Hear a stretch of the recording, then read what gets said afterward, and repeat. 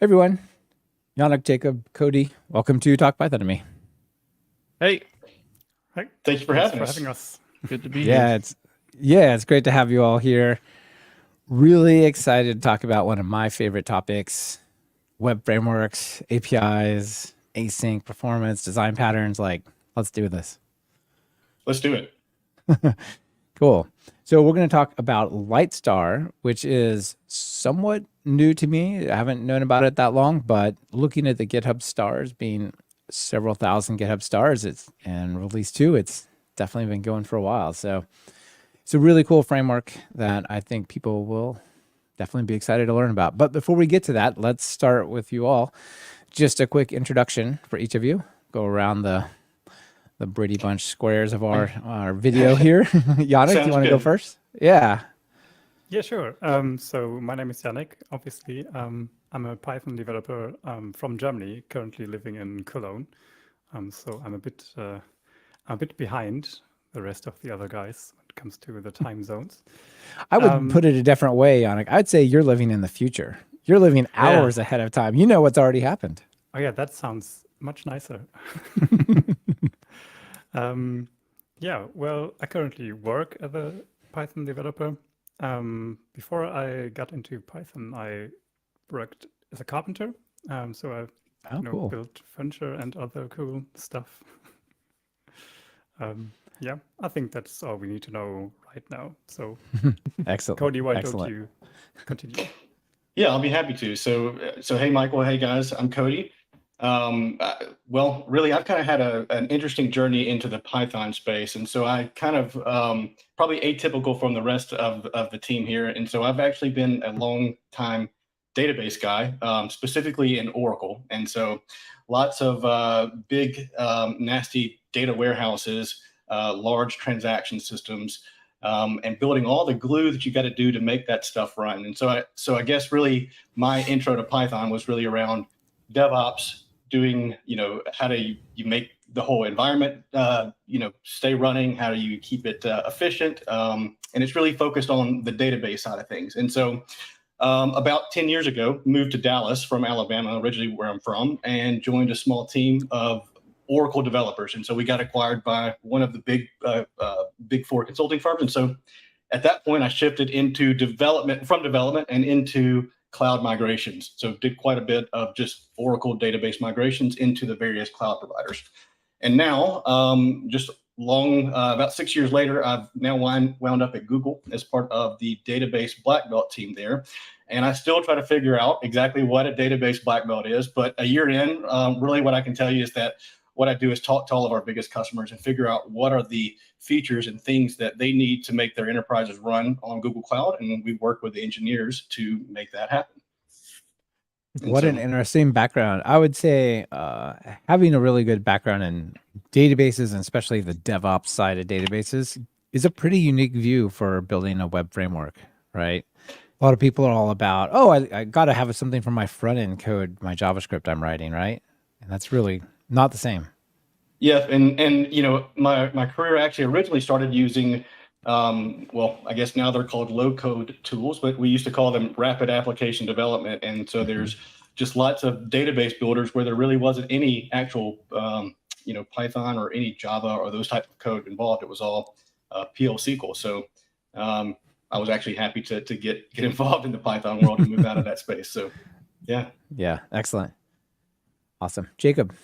hey, I'm pretty new to being a developer. I spent the last 4 or 5 years in the system space, more on like the IT side of things, building systems and helping users. The last year, though, I've gotten to dive into DevOps on my team at O'Reilly Auto Parts, not the book people, and it's been really interesting. But recently, I got to join this team, and I'm learning a lot. So uh, this is really exciting for me to be here.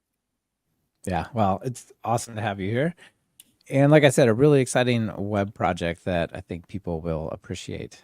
So let's go ahead and jump into it. So Lightstar at lightstar.dev, effortlessly build performant APIs. So Who wants to give us the elevator pitch here? The 30-second view of Lightstar. Yannick? I think Cody should do that. Oh, Yannick, I'd like to hear what you think, and then I can give you about my perspective of how I kind of joined the team and why, what it means to me. But I think it would be helpful to hear how you think about it. All right. So what is Lightstar? Well, I think our tagline puts it pretty well. We definitely have a focus on building APIs, so not the typical, not the typical HTML applications monolith. It's often compared to Fast API, and it has similarities, definitely, which Fast API is already in the name. It's also focused on building APIs. But for us, really important is the effortless part. So what we strive to do is to take away all the, well, not all the, but as much as we can take away the boilerplate for developers that you usually have to do anyway when you're building any project of size, which includes lots of stuff like authorization, caching, ORM integration, and all these kind of things that you usually have to do. And with micro frameworks like Flask or Fast API or Starlet or any of the other ones out there, because there are a lot of them, and they are all really great at what they're doing, but they do require to build a lot of boilerplate, which can be good because it gives you a lot of control over what you're doing, and you can build it exactly how you want to. But it's also not, well, it's not completely effortless, which is what we are trying to achieve. Yeah, when I think about the web frameworks, I have this sort of bimodal distribution at like two ends. On one end, you have Django, where it comes with all of these helpers and all of these things. Like you just say, yes, I want a whole back end to manage my database with a UI, for example, right? But there's a bunch of those kinds of things, form creation and the ORM migrations, all that stuff is kind of just, you get it all. And the other end, you have Flask and you have Fast API and a whole bunch of others, Sanic, you name it. And go ahead. Port. I was just adding into Yeah. that. There's a lot. There's a lot, and they're all about, we're going to go and handle the request, and then it's up to you. Do you want a database? You can have a database. If you don't want, don't have one. You know, in that regard, Fast API itself is kind of almost prescriptive in that it talks about having like model exchange and defining models that create your how the website works, whereas Flask doesn't even have that, right? You just kind of nailed it. And this is actually how I kind of came into, it was actually Starlight at the time, but I guess about 4 years ago, I built a pretty large scale Django app as for some consulting work. And it was really around data quality and data migration, and it worked really well. But, I was seeing all this stuff about Fast API, and I really, liked what I was seeing, and the developer experience of that was really incredible. And, the tools that those guys put together was just kind of second to none. It was really refreshing to see that kind of build in over what you see in Django. And so I started working with Fast API and really liked it. But I got to where I felt like I had a lot of boilerplate that I added on top of that to get to that working app. And so when we joined up with Google, one of the things that I did was say, okay, I've got a lot of like boilerplate for things that I need to run this app, and maybe there's somewhere that I can contribute. And so at that point, I started looking around at all the web frameworks, and that's when I got introduced to Starlight at the time. And just kind of to give a little bit of a history, it was originally called Starlight because it was based on Starlet, just like all the other ASCII frameworks out there. And, obviously Starlet is an awesome tool, and we were kind of, paying respect to that by naming it Starlight. But obviously there's very few letters in between that and Starlet. And so what we found is that many of the posts that we made, people were confusing, hey, did you mean Starlet? Because I don't know what a Starlight is. And so long story short, we said, okay, it's time for us to rename. And, I guess we're all not too original because we just flipped the wording around. And that's how we came up with Lightstar. It's a cool name. I like it. Yeah, and just for people who don't necessarily know, much of Fast API's magic is that it's built on Starlet. And so in a sense, you're running on the same foundation as Fast API in that regard, right? No, we're actually not anymore. So that's what Okay. it started out. That was the Starlet. original. All right. Yeah. Yeah. So I think we have dropped Starlet as a dependency about like 6-7 months ago. Yeah. Before version 2. Yeah. So in the beginning, so Starlet is built very, very modular. You can use like Fast API, use the whole thing, and you can just extend the router and don't care about anything, but it's also designed in such a way that you can just take certain things of it. So you can say, okay, I just like the routing and the rest I'll do myself. And what we originally did was we had our own router, our own routing system, and plugged that into Starlet and built our own application on top of that. But over time, we have diverged quite a lot from the way Starlet wanted to do things, or, well, not wanted to do things, but Starlet became a bit restrictive because we wanted to do things very differently at very deep parts of the Starlet stack. And so it kind of made sense to us that we just wrote our own basically and filled in the gaps that Starlet left behind, which wasn't an easy decision because Starlet is a very great piece of technology and it's very well done. And it's got a lot of credibility to it, right? There's a lot of people that run it in production, and that means something when you have a tool that is known to work well. Yeah, so Yeah. it was a bit of a challenge to get that going. But yeah, at the moment we are, from the ASGI side, our very own thing. We don't depend on anything else in that regard anymore. Okay. And is that all Python, or has that got some It's- other technology making it go in there? So that part, the ASGI part, is all Python. We have some other non-Python parts, but they are not at the web serving site. That's Got it. Yeah. Yeah, and we've Rustified, I guess that's the term, if you will, at least one place. That's the URL parsers, right? Yeah, the query parsers. Okay. That certainly is a strong trend these days. Although I'm surprised for a framework that hasn't been around that long that it's already got Rust. No, just kidding. Well, we No, it's cool. experimented about a year ago. We experimented actually with more Rust, and that was to do the routing in Rust. So we use a Radix-based router. That's something Sonic does that as well, I think. And we experimented with a Rust implementation, but it was decided that the speed up that we got from using Rust wasn't really worth the trade-off between it being harder to maintain and being less accessible for other contributors, because most of the people who are using a Python web framework, they will know Python, but they're not necessarily that fluent in Rust. And well, basically the router wasn't really that big of a bottleneck for Starlight at the time. So it didn't make a lot of sense to write that part in Rust.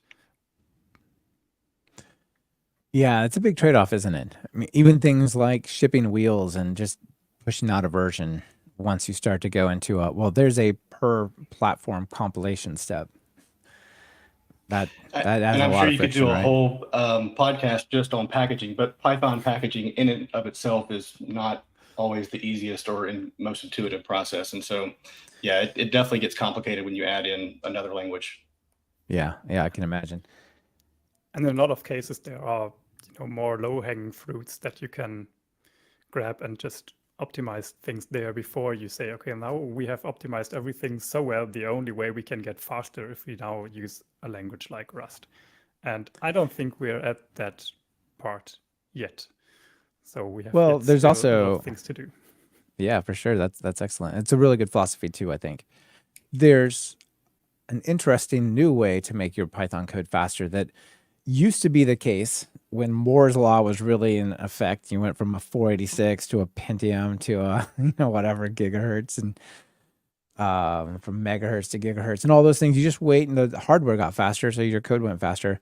But with the faster CPython initiative and Guido and Mark Shannon and team over there, they're making Python quite a bit faster constantly with every release. And It's really impressive what they've done. That's cool. It was a noticeable for the projects that I'm currently using Lightstar on. It was a noticeable increase in performance when I went to 3.11, and yeah, looking forward to seeing what all they do over the next couple of releases. Yeah, we just last week, I think, no, this week perhaps, had the release candidate for 3.12. So it's kind of final besides the bugs, which is, people can start testing it and see what's to come out of there as well. Yeah, we haven't actually tested yet with 3.12 because we're still waiting on some of our dependencies to be compatible with that. Jacob, do you want to say something? We just have 2 more. I think it's gRPC and Greenlit. Greenlit actually, I think, is ready, but they need to do a release to PyPI. But the gRPC is, I think, one of our stragglers. But Okay.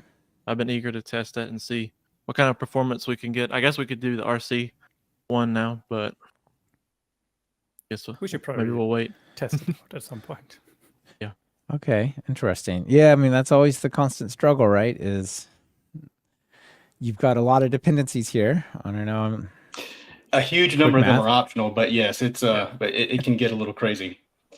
And Yeah. actually, that's actually a good point to make. One of the things you'll see is that there are quite a lot of dependencies, but you'll see that a lot of them are tied to optional groups. And so one of the things that we wanted to do was make it quick for a user to kind of pip install one thing and have all the pieces they need to get started. And so you can say pip install Lightstar, and you can add the CLI or the standard group, and it'll automatically install the JS beautifier and the command line utilities and Rich and a couple of other libraries. And so there's a lot of helpers to kind of make that a little bit more easy to just jump right in.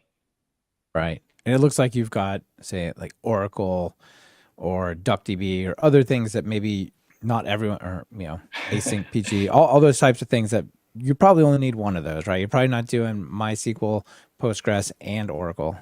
Maybe, but probably not. We actually do all of them. And so with the same, Okay. and this is one of the things that I think is probably good to point out, is that with the repository contrib module that we've created, you actually can use the same repository, the same models, the same JSON type, and it will automatically select the best data type for whatever engine you're running. So for instance, if you're on, let's just say that today you're running on async PG with Postgres, and you've got a JSON-B data type using the built-in custom Lightstar JSON type, and tomorrow you convert to Oracle, all you need to do is change your connect string, and it'll automatically deploy that to Oracle with the correct JSON type. And so you really don't have to do anything additional to make your code work between that. So honestly, a lot of that came from my time with Django, where you got the one set of utilities worked with quite a few databases, and so I spent quite a bit of time kind of making sure that worked. And so you'll see that including with the Alembic migrations that are coming out in 2.1 in a couple of weeks. And so through the CLI, you'll be able to actually manage your entire database, call and configurations and generate them, as well as, launch and use your app through the same, single CLI. Okay. I don't think I'd ever want to migrate to Oracle.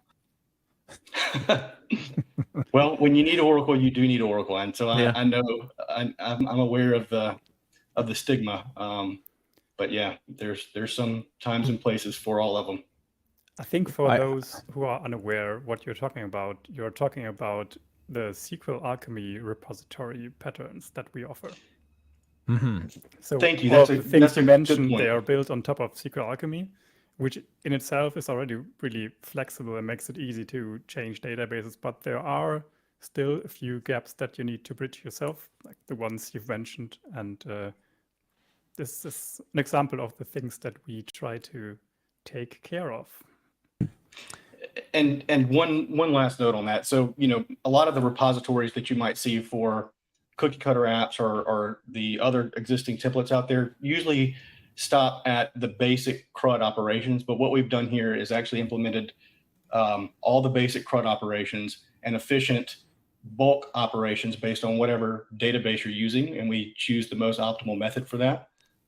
So that includes bulk add, bulk update, a merge statement, bulk delete, as well as all of the standard CRUD operations. And so one of the things that we really have focused on is making sure that this is an incredibly feature complete repository that has all of the functionality that you might want to use just right out of the box. That's really excellent that y'all are handling that for people. And it gives me a sense of what you mean by the helping people do this stuff effortlessly, bringing a little bit of those batteries included feel of Django without the Putting in the batteries. yeah, exactly. Without the very prescriptive way that, say, Django does. I guess keeping the micro framework feel, but bringing along a lot of the stuff that people would otherwise have to choose and configure, like, oh, okay, we'll use SQL Alchemy. Oh, did you call an async function? Oh, well, then you're going to also need the async SQLite library installed. How do I find that and configure? Like those series of steps you've kind of got to go through. And it sounds like you've taken care of some of that for people. We try to, obviously we'll continue to evolve it over time, but I've now used it a year at my work at Google, and it's really kind of satisfied. I'd say 95% of the use cases I need, and so I typically don't have to drop back into raw SQL anymore, which I think is a huge thing, and that's what I would like to propose and get everybody else to, and so that's really the focus there. And the one thing I'll add about it is that we still kind of maintain that micro framework philosophy, because all this work is actually packaged up in something called a plugin. And so you can configure this one class and it automatically registers the route handlers, the on startup, on shutdown handlers that need to happen. It'll register the ASCII lifespan things that you need. And so basically you get this one piece where you can, just set up your entire app, and you don't have to, do or add the piece in several parts of your application. Yeah, excellent. So before we dive into the features, which we have been doing a little bit already, at least some of the philosophy, I want to talk about benchmarks. And I know benchmarks are, a little controversial in the sense that, well, the way I'm using the framework is different than the way you use it. And the way you use it is really fast. The way I, whatever, right? Like putting that out there and just giving a sense that this is a really fast framework. How does it compare to things like Fast API or Quart, which is the async version of Flask-ish, right? They're working on unifying those more, but basically the async version of Flask for now. Sianik and then Starlet, who wants to give us a quick summary of this graph you got here in the benchmarks page? All right. So before we get into the benchmarks, you said it already, but I want to add another disclaimer here. Like, as you said, benchmarks are really, really controversial topic, and they're insanely hard to get right. And it's even harder to get actually benchmarks that are useful for your use case, and they show you what you actually want to measure, because most of the time they don't. They measure something, but they often don't translate one-to-one or even somewhere close to that to real-world performance. And I have spent a lot of time on these benchmarks, and I want to say that the benchmarks didn't came about as us trying to compare to other frameworks, but we were experiencing some performance regression internally after a major change somewhere, and we were trying to track that down. And for that, I developed a quite comprehensive benchmark suite that tried to get us close to a real world usage of how we expected the framework to be used. And then that grew to compare other frameworks as well. And when I added the other frameworks, I try to follow a very, very simple philosophy, which is not necessarily, well, some might say it's unfair. I think it's one way to get a comparable result. So what I try to do is to not optimize anything. I just used I built the same app in every framework with the framework as it comes out of the box, just took the straight up approach that's shown in the documentation. And I did that because from almost all of the frameworks, there is for every case some way to make it a little bit more performant in this special case and in that special case. And I'm not an expert in all of these frameworks. And I'm sure if you start optimizing, there's no point where you can say, okay, now it's completely optimized. So Yeah. I just took the completely opposite approach and didn't optimize anything at all. And that includes Lightstar. We also do things that could be made more performant in Lightstar, but we don't do them in the benchmarks. And well, that's just our bench line of what we are comparing to. And I just think it's an important That seems fair context to me. have. Yeah, that seems fair. So we know what we are comparing. Right. Okay. So if we look at the benchmarks, one thing we can see there, so we have the synchronous and asynchronous performance. And one thing that we can see there is that for Lightstar, it's almost identical compared to, for example, Starlet, where it's not. The reason for that is our model of execution for synchronous operations.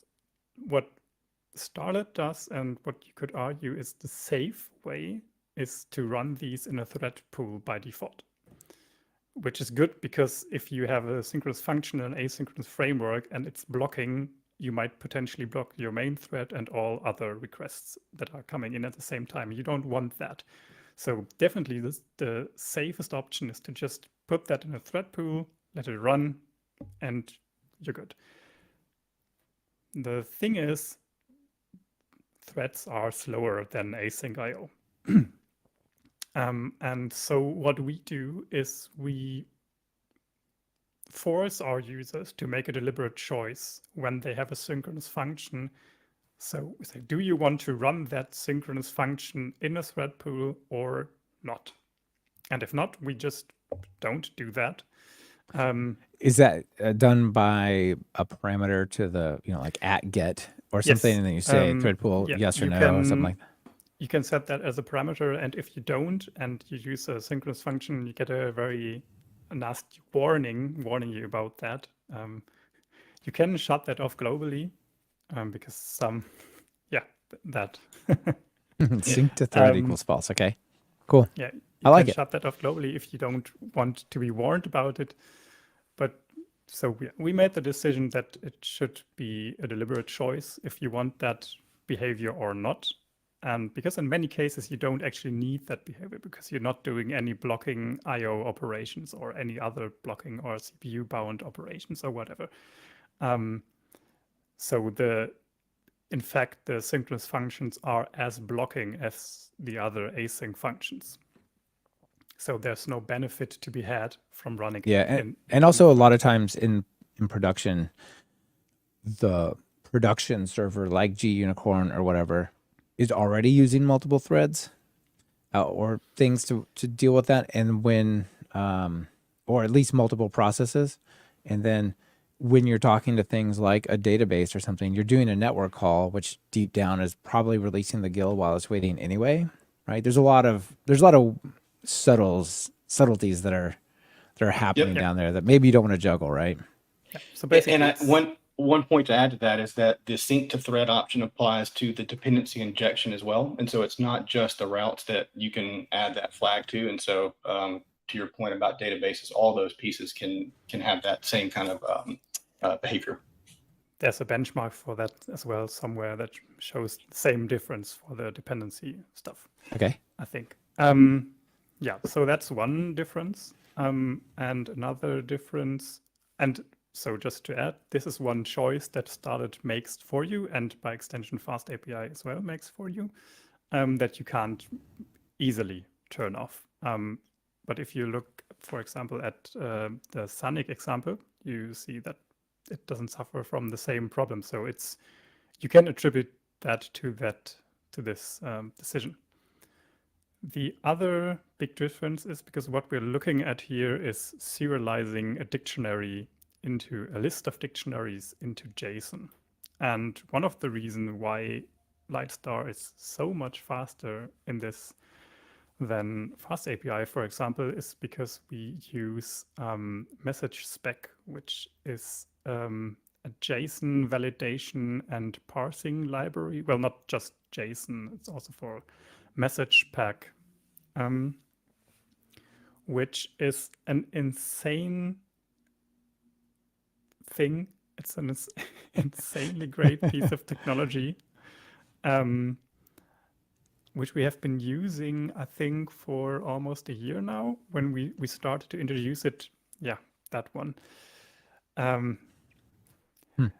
And it's super fast. It's written in C. The code can be a bit hard to get into because it's like one massive 12,000 line C file. So if you're not very familiar with C and the Python C API, it's not going to be an easy read. Yeah, but it's insanely fast, and it supports a lot of things out of the box. So for example, well, JSON, so all built-in Python data types, but it also supports data classes and type dicts, which helps us a lot. And FastAPI, on the other hand, by default, well, it uses a standard library JSON module, which isn't as fast as any of the other external, well, not external, third-party JSON libraries that you can have. And it also uses Pydantic to validate the data, which I have to point out is something that we do not by default. So that's the reason why there's such a big difference. And even after Pydantic 2 has been released, which has been rewritten in Rust and has had a significant gain in performance. Yes, It's Samuel still- Colvin says something like 22 times faster, which is remarkable. Yeah, but still, if you just don't do that step at all, it's obviously going to be faster. So Yeah, that's true. Do you remember this graph here, whether this is FastAPI based on Pydantic 1 or 2? it's This is Pydantic 2. Yeah. Okay. You could see that it's noticeably faster now with Pydantic 2. So there has been a huge gain. And to be fair to Pydantic and FastAPI, mostly FastAPI, you could also use FastAPI's OR.JSON response, which uses OR.JSON to serialize that, and it would be a lot faster. But as I said earlier, that would, to me, fall into the category of optimization. You could do similar things for Lightstar, and what we wanted to compare is performance out of the box, and this Right, is what right. you get. That's some of And the I- stuff you were talking about, right? You could include new JSON parsers. You could include UV loop, for example, and sorts of optimizations, right? The benchmarks are on UV loop. I think that's one optimization we did across the board for everybody. Everyone uses so a the- single UV corn worker. Yeah, so the With UV environment loop. is the same for all frameworks that we test. It's UVcorn with UV loop, the Cython dependencies, and one worker pinned to one CPU core that's shielded. So to sort of get like, I don't know, something. Yeah, that's awesome. comparable. Actually, that's really cool. I like it.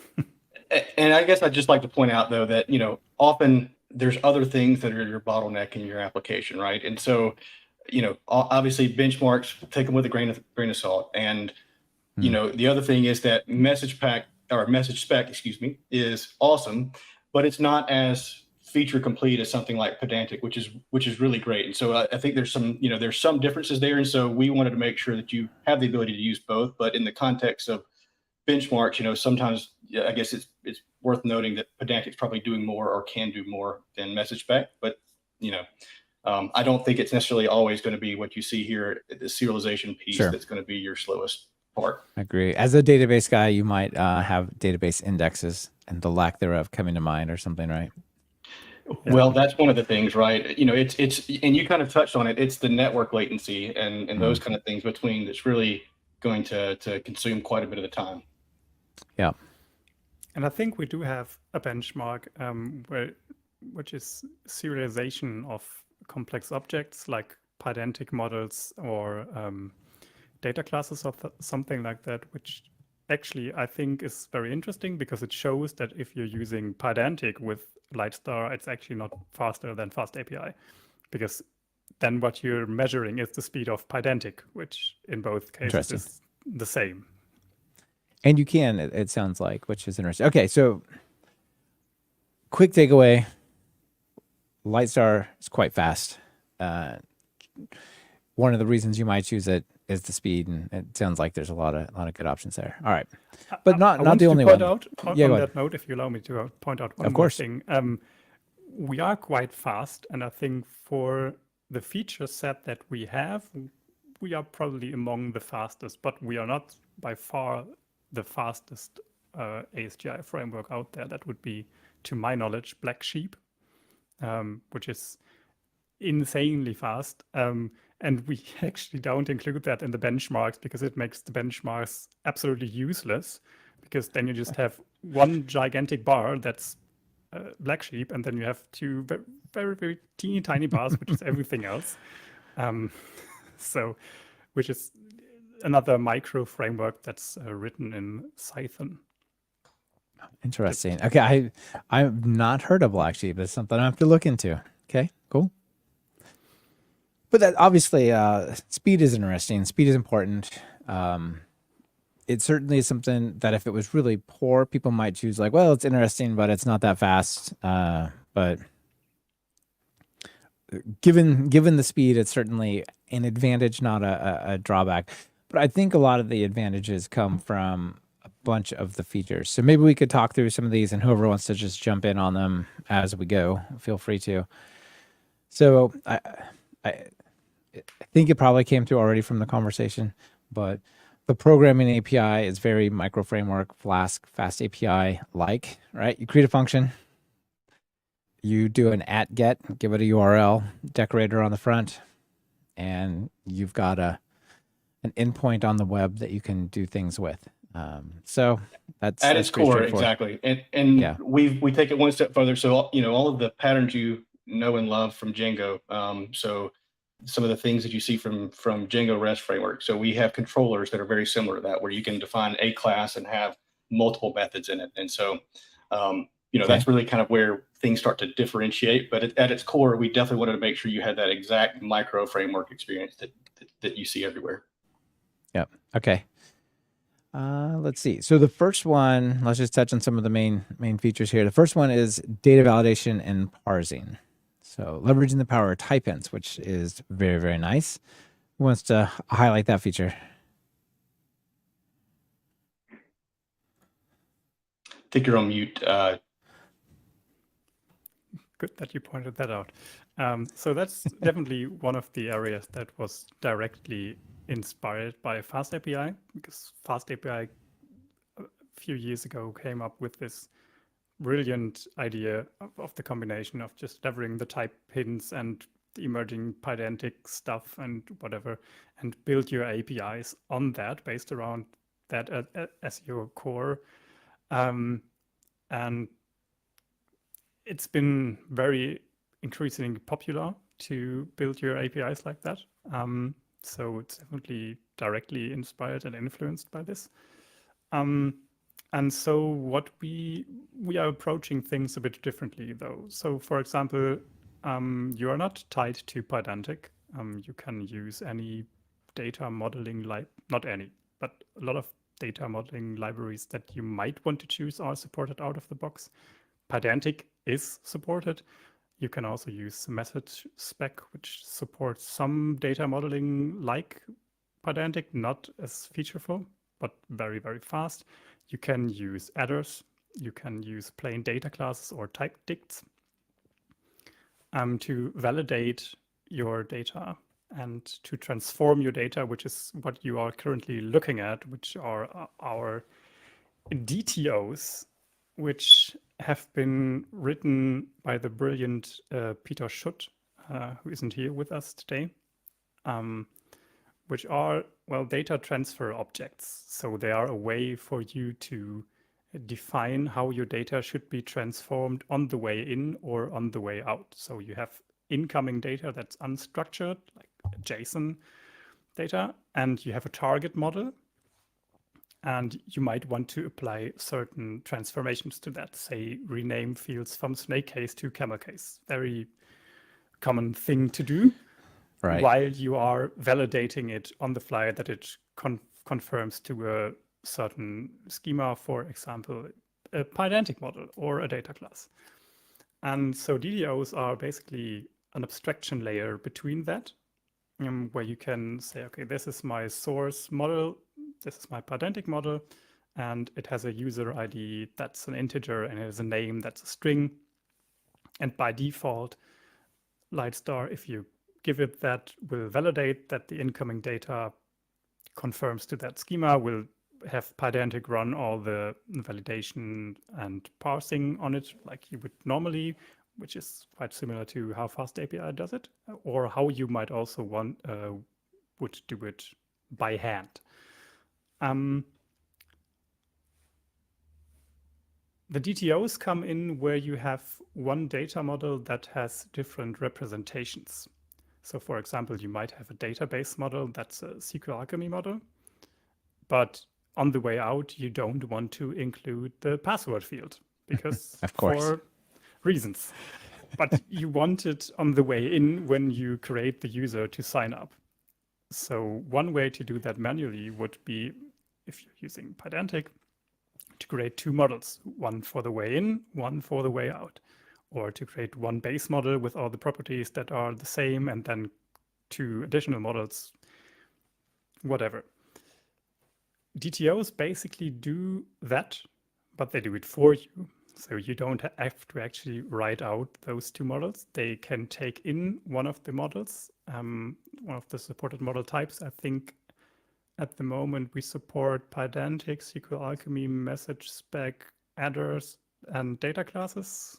Correct me if I'm wrong. No, I think you got all of them.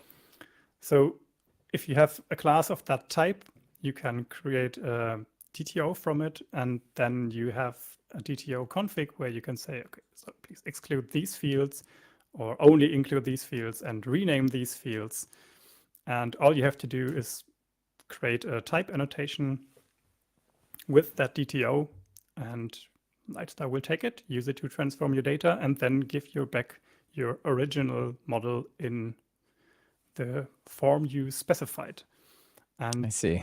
And you say in the decorator, you set the DTO model that does that conversion for you.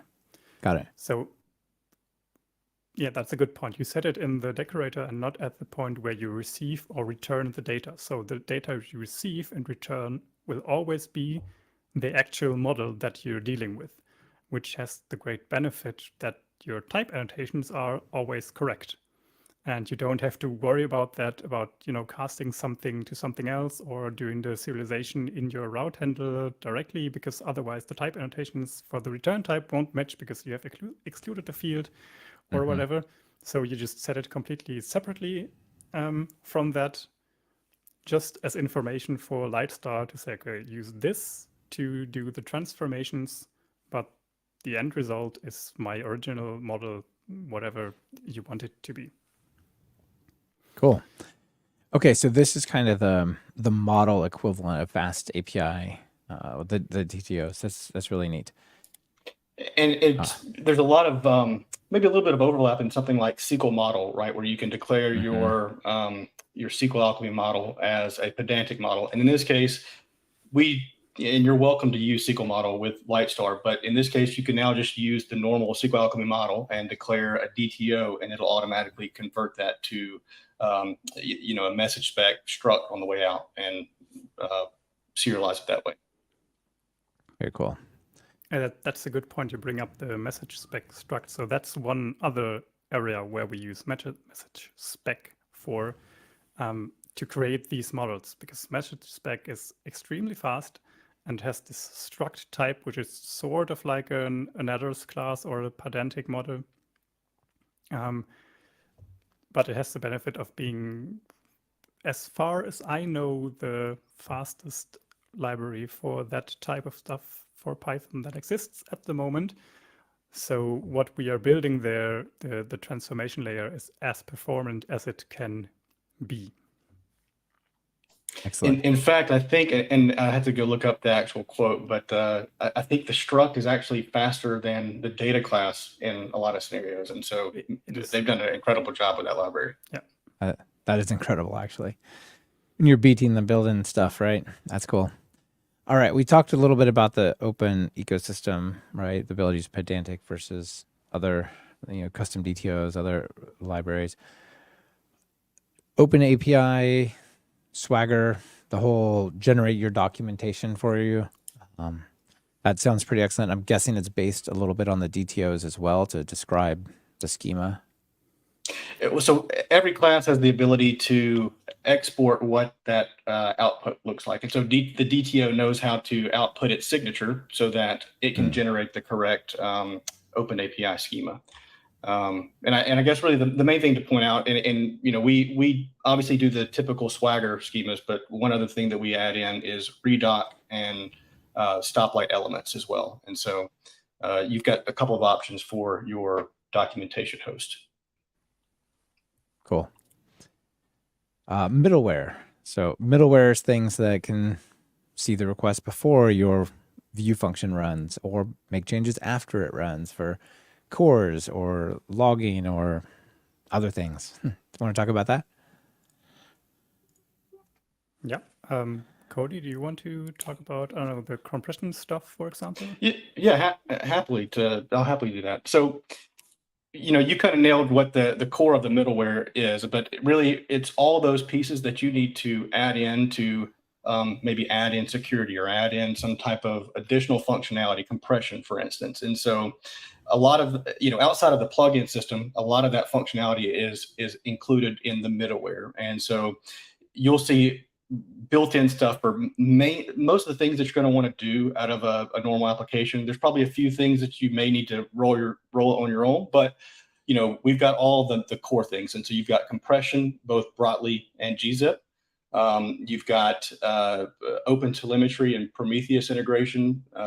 You've got several different types of authentication backends that would get integrated here, including a session-based backend there's a cookie-based backend and a session-based backend where it stores, on the actual server itself.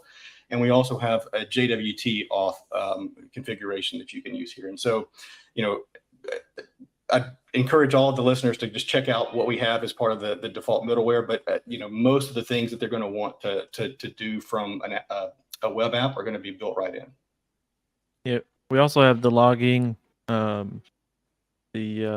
cores, all the basic stuff. See it like cross-site reference, rate limiting. Site, requests forgery for forums. Yeah.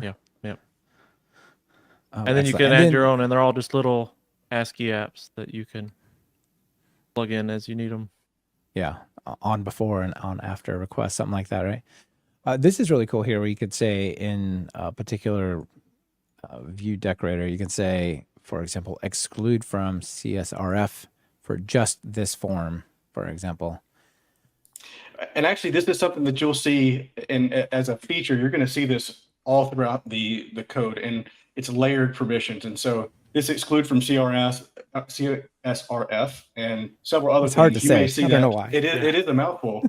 You're going to see that in several different places, right? And so you can apply that at the controller, or you can apply that at the route level that you see here. And so that's one of the helpful features that you'll see, where you can put it in one spot and it'll cascade down. Yeah, I saw that for the DTOs. Yeah. Sorry. Go ahead, Jacob. Oh, we have a lot of that like layered dependency stuff, like dependency injection, like you could also do at the app level or just at the controller level. And there's so much on applications, controllers, routers, and the route handlers. These are our basic layers, and most of these types of configurations, so middleware's dependencies, header configurations, middleware configurations, they're all layered, so you can apply them on every layer you want, and they will affect the layers below that. So it's quite flexible how you want to, or where you want to configure your stuff. Mm-hmm. Yeah, great. Well, the ORM integration, we talked a little bit about SQL Alchemy as well. So that's pretty cool. Yeah, and I'll be happy to elaborate on that. But we've covered quite a bit of what you'll see here. I think the only thing that I haven't mentioned that we've integrated in and that will be coming in 2.1 is the use of Lambda statement. And I'm not sure if you're even have seen that or if your listeners have, but it's a relatively new function that's in SQL Alchemy to help with statement caching. And so the repository's been converted over that. Yeah, actually, I see some great things in the chat. There's HTMX integration. Obviously, want to make sure we touch on that, and I really want to let somebody talk about the WebSockets and the channels integration too. So there's some really cool stuff that I'd love for your listeners to hear. Yeah, before we move on to the WebSockets, which I also want to talk about, I do want to give since we're on the ORM engine. I see some comments out there from, for example, Roman behind Beanie, which is a MongoDB ORM or ODM. Says, I like the DTO concept. Having such a tool separately would be great. Having things such as SQL Alchemy, SQL Alchemy objects when needed, pandas data frames, Pydantic model, depending on the context, is really cool. We actually have talked about that. Well, not we, the people present here, but Peter Schutt, the person who created the DTO implementation at me, we have actually talked about that, making the DTO as a separate library, because it's a very useful concept. So it's not something we have planned, but it's something that has crossed our minds as well. Yeah. Okay. So that's very cool. The question was, what about the MongoDB people or the other NoSQL folks for whom SQL Alchemy doesn't necessarily want to talk to because it's relational? What's the story there? Like, how is it still pretty easy to use Lightstar? It is, and I think that there's actually a native integration that's maybe not totally finished, but there is an open PR for a Mongo-based repository. Yep. So there's going to be that much tighter coupling coming soon for those that want to use it. But if there's nothing that would limit compatibility now. So if they want to go ahead and configure that with their application, you're certainly free to do so. But there will be a first-party kind of clean integration for those things coming soon. Oh, that's excellent. So for right now, Beanie is based on Pydantic. You all work with Pydantic. It sounds like kind of just use that as the go-between, maybe. Absolutely. Yep. And you're free to use Pydantic with Lightstar just as you can with Fast API, and it'll just work. And so there's no reason to change everything to message spec. If you want to, you can mix and match and leave everything in Pydantic if that's what you would prefer as well. Yeah, cool. That's a good point. So the thing we do all these integrations with Pydantic and others and whatever, so they are not baked in somewhere deep into the application. They are all plugins, plugins that you could write yourself if you wanted to, and write for every library that you desire. That's one of the larger things that we tackled with the 2.0 release, where we tried to decouple us from Pydantic because we were based on Pydantic before and we wanted to be more open. So we basically ripped out everything Pydantic in Lightstar's core and put it into a plugin, and at the same time made sure that the plugin API was so versatile that it could support all the features that we had supported before. And now we're at the point where it's very trivial actually to add support for a library like Pydantic with everything from DTOs to OpenAPI to serialization, validation, parsing, fully supported by a fairly trivial plugin that you have to add. Awesome. So even if it's not provided out of the box, it's fairly easy to just do it yourself. That's really cool. All right, WebSockets. Let's talk about WebSockets here just a little bit. Yannick was the mastermind behind this. All right, Yannick. First, tell people what WebSockets are and why they care about them. Why is this not just another HTTP request? WebSockets. Explaining WebSockets in a few sentences. Probably Yeah, not you that have easy. 3 sentences. Go. So for people who are around, have been around longer in the web development space, they might remember long polling. So where you Yes. had, where you faked, well, back and forth communication between the server and the client by having a request that never terminates, and that you can always send back more data from the server because the request wasn't actually done yet. And well, I would say WebSockets is kind of like that concept, but evolved. So you can easily send bidirectional data from the server to the client with a very, very minimal overhead. And WebSockets are a core functionality of ASGI. There were several ways you could do WebSockets with WSGI, but they were all not very easy and straightforward because they are asynchronous by nature. This is what they are. They are an asynchronous communication channel. So baking that into a synchronous protocol is always a bit tricky. And I think there's no ASGI framework that I know of that does not support WebSockets in some way. So it is a core functionality of that type of Python framework, I would say. And so our WebSocket implementation has kind of like 2 layers. You have the low layer where it's basically you receive the socket object, which is just a connection, and then you can act on that connection and you have to accept it, and then you can terminate it and you can send data or whatever. And then you have what we call WebSocket listeners, which are an abstraction over WebSockets. And they basically work like you would normally define a route handler in Flask or FastAPI or Lightstar, where you receive some data and then you return some data, and that is your function, and the rest will be handled by the listener. So you define a handler function for an event that might occur. It looked like you had a question. No, keep going. I just had a thought. Keep going. And one of the cool aspects of this is that these support all the features that Lightstar supports in other layers of the application. So you can use DTOs with them. You can use validation with them. So if you define a DTO and you say, okay, so this is my model and this is what I want to receive, the incoming data from the WebSocket will be parsed as that model, it will be validated, and then it will be presented to your function. So functionally, these WebSocket listeners, they look and work exactly the same as a regular HTTP route. That's cool. Yeah, that's really cool. Enables another thing that a lot of ACI frameworks don't have, which is handling of WebSockets synchronously.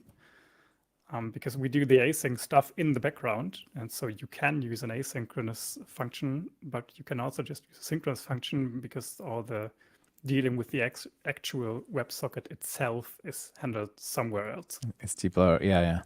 So my thought was probably this is what I want to write in a standard, like I want to receive a message from the client back to the server and process that there. But if you want to do like all the weird multicast stuff, different listeners or groups of listeners you can do with the WebSockets, that's probably the lower level version you're talking about, right? Did I get that right? Yeah, perhaps not. It depends how weird you want to get. So for a fairly standard use case would be for something like, let's say, a chat room, where you have some sort of predefined channels, and then you have multiple clients that want to send data over the same channel and then fan it out to all the other clients. And for stuff like that, we actually have a full integration, which we call channels. Okay. Which themselves aren't necessarily tied to WebSockets. They are basically distributed message bus sort of thing. I have yet to come up with a good short description of what channels actually are. It changes a bit from. I think message bus is the way to think about it, right? And it keeps the history of the events, and so a message bus is perfectly fine. Yeah, so they are backed by at the moment by Redis via different methods. So you can use PubSub or other methods that are quite a bit more involved. Yeah. And they can also handle WebSockets for you. So you can say, okay, so I want to create, I don't know, a channel named chat.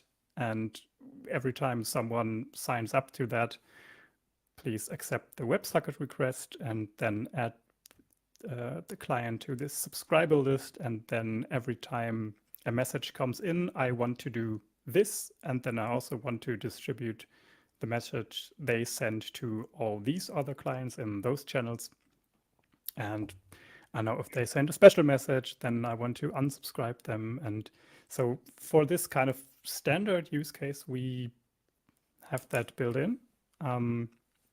You can, of course, build your own logic on top of that. And as you said, if you want to go into really weird stuff, you will have to use the low-level interface, which is also there, which you can also access from the WebSocket listener. So you can, via dependency injection, just receive the raw socket object if you want to deal with that for some reason. So it's available if you need it, but you can do the easy thing by default. Oh, awesome. That sounds really cool. And the channels sound great. Also, Chris out in the audience said, does that also mean server-side events are... Yes. Server-sent events, rather, excuse me, are available. And I saw that you have a dependency on HTTPX SSE, which is like a lightweight WebSocket type of thing. That's very cool. That's a development dependency for testing. Yep. For testing. Okay. Yeah. So we do have server-sent events support built in. You can do that, and you could, for example, use that in combination with channels. So instead of fanning out the messages via WebSockets, you could do that with a server-sent event as well. Excellent. All right, we're getting quite short on time. I want to close this out with maybe what would be the last thing in a process of building out an app in Lightstar, and that would be deployment. And I didn't see a lot of conversation about how I should be deploying this stuff on the website, but I saw in the benchmarks that you said we use gUnicorn with the UVicorn worker and so on. And it sounds like maybe using gUnicorn is a good option. What's the deployment story? What do you tell people that want to put this like in some real scaled out production story? The same guidance. Or sorry, go ahead, Jake. Well, that's still a good option. But personally, I think Cody as well. We've just been using UVicorn. Not as a worker, just by itself. And that has worked really well.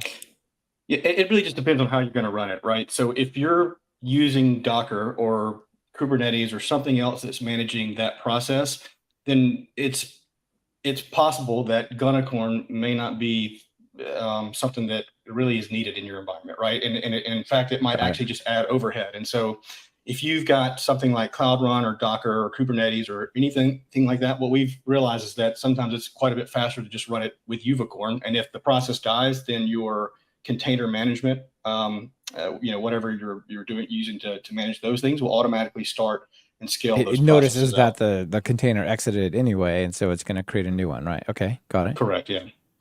But if I'm going to a Linux machine directly. Correct. Yeah. Then I think there's more of a decision to make on whether or not you want to host it through something like Gunicorn. And I guess the other thing I'd like to add is that really there's any of the ASCII servers can run Lightstar. So you've got Daphne, Hypercorn. There's work that we're doing right now with Socketify. It's a mouthful as well, but that's they've got some cool stuff project, going on there, and so hopefully we'll have compatibility with that soon. And so the idea is that the same way that you would host any other ASCII app would apply to how you would manage a Lightstar app. Okay, excellent. And maybe Nginx or something like that in front for SSL and Let's Encrypt and all those things. Absolutely. All right. Well, I think that's probably about it for time. Final thing here. So you all said you just released a week ago or so, last week, release version 2. You want to give a quick shout out to the changes for people maybe already using it? Well, well, I don't know if that's even possible.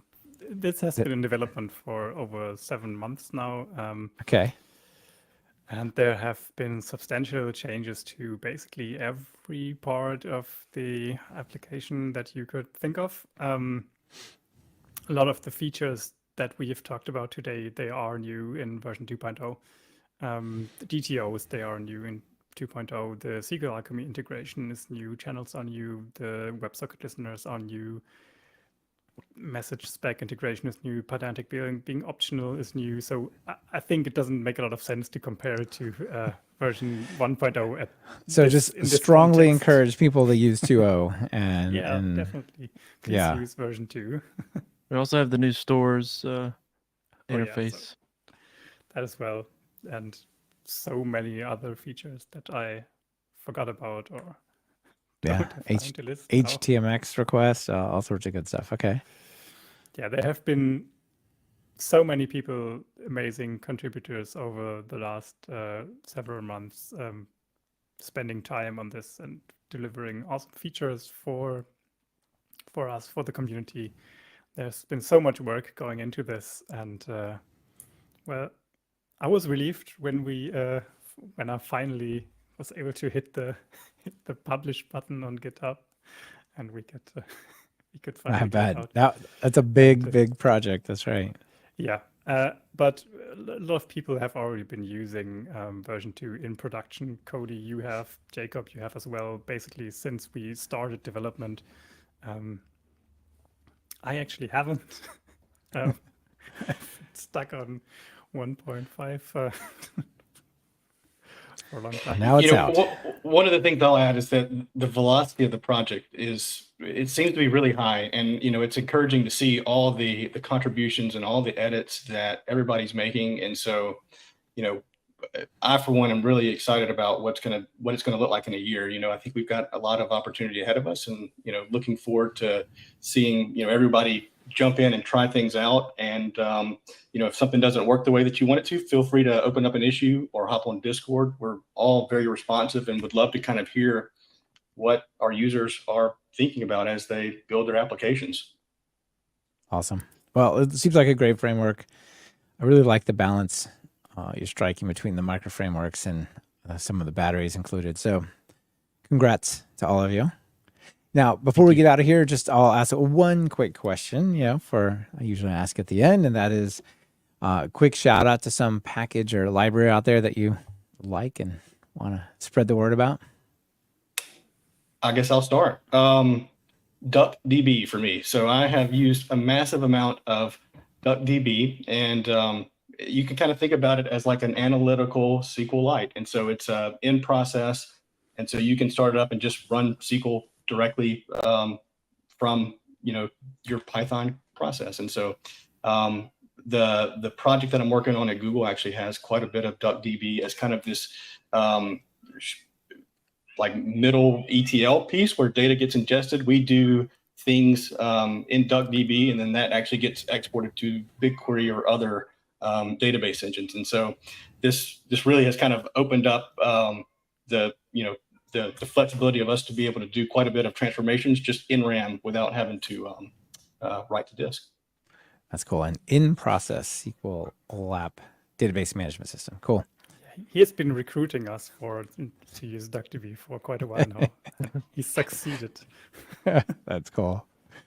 All right, Well, Jacob. Me, oh, no, Yannick, go ahead. Oh, Jacob, please go first. If you want. Well, I love what the standard library has, but Click is like one of my favorite CLI building tools.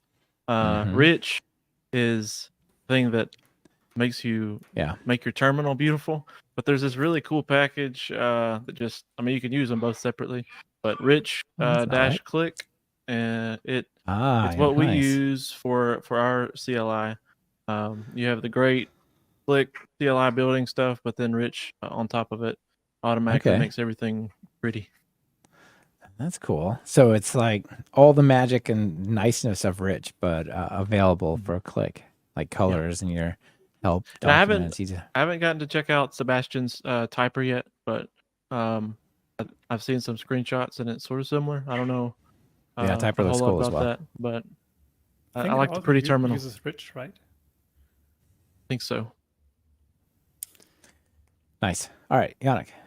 Well, for me, it's got to be message spec because Okay. it's just so if you do any kind of JSON parsing or serialization or message spec parsing or serialization or data modeling that you might usually want to do with a data class and want to add a bit of validation on top, or just if you're curious, you should absolutely check this library out because it's super amazing. The author is really, really great. I can just give him, I don't know, just a huge shout out because he's done such a great job at supporting our integration with it. It has been quite a tight collaboration at some points because when we started integrating it, there were a lot of things where we felt like, okay, so, well, we kind of can't use it right now because of this reason or that reason. And he's been so responsive and helpful in finding ways for us to work around that or just straight up implementing features that were missing for us. And That's pretty it's awesome. really, I can't thank him enough. It's really great. It's a pleasure to work with him. And it's an awesome library that everyone should check out, I think. Cool. Well, it's news to me, so I will definitely check it out. All right. Well, thank you all for being here. Final call to action. People want to get started with Lightstar. What do you tell them? Go to lightstar.dev. You can read the docs. Use it 15 minutes, 30 minutes. You'll know if you like it or not. Mm-hmm. So, Join us on Discord if you have questions. We're happy to Oh, yeah. help answer anything that may come up.